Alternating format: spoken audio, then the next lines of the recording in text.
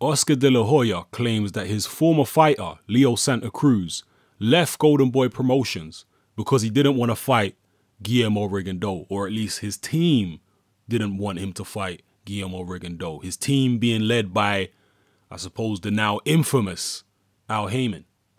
Now, I'm just going to read directly from this article, which is on boxingscene.com. I'll leave a link in the description below so you can go read the article for yourselves if you wish.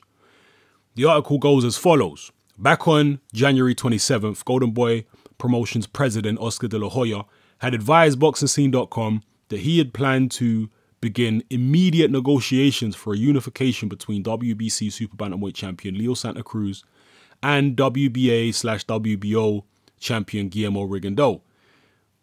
And this is quoting from De La Hoya. For Leo Santa Cruz, I want to start talks and reach out to Rigondeaux's people. That's the fight that Golden Boy Promotions wants to make. That's the fight Leo wants.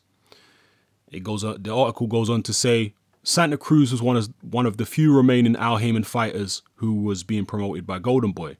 In early January, Golden Boy and Haymon reached an undisclosed financial agreement where the influential manager walked away with an army of boxers who were fighting under the Golden Boy banner. Those fighters were not contractually bound to Golden Boy. Santa Cruz, who had an actual promotional agreement with Golden Boy, was one of the few who remained. Santa Cruz had a buyout clause in his Golden Boy contract. When De La Hoya made good on his promise by beginning negotiations for a fight between Santa Cruz and Rigondeaux, Santa Cruz's management, led by Haymon, executed the buyout clause, which immediately removed the boxer from Golden Boy's stable. And De La Hoya is then quoted as saying, I was negotiating with Rigo's people on making Leo Santa Cruz versus Rigondeaux because that is the fight the fans want to see, and that's the fight that apparently or supposedly Leo Santa Cruz had been asking for. We had a buyout clause in our contract with Leo Santa Cruz. And what happened? They executed the buyout and bought us out because they didn't want that fight to happen, De La Hoya explained. And he goes on to say, I'm going to continue saying this. I want to put on the best fights, the most competitive fights. Unfortunately, on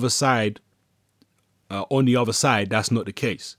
The departure of Santa Cruz, it says in the article, was surprising because the boxer told Boxing Scene last month that he planned to remain with Golden Boy and Al Haymon. And they quote Santa Cruz here saying, Golden Boy and Oscar De La Hoya have been really good to me. I wouldn't want to leave them. They've both brought me to this level and I owe it to them all. But, you know, evidently he did lose.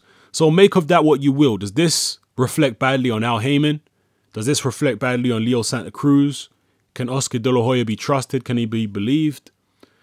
Personally, I tend to think that it is pretty much what Oscar De La Hoya is saying, because he did come out and say that he wants to make the Santa Cruz Rigondeaux fight, and very shortly afterwards, Santa Cruz was gone.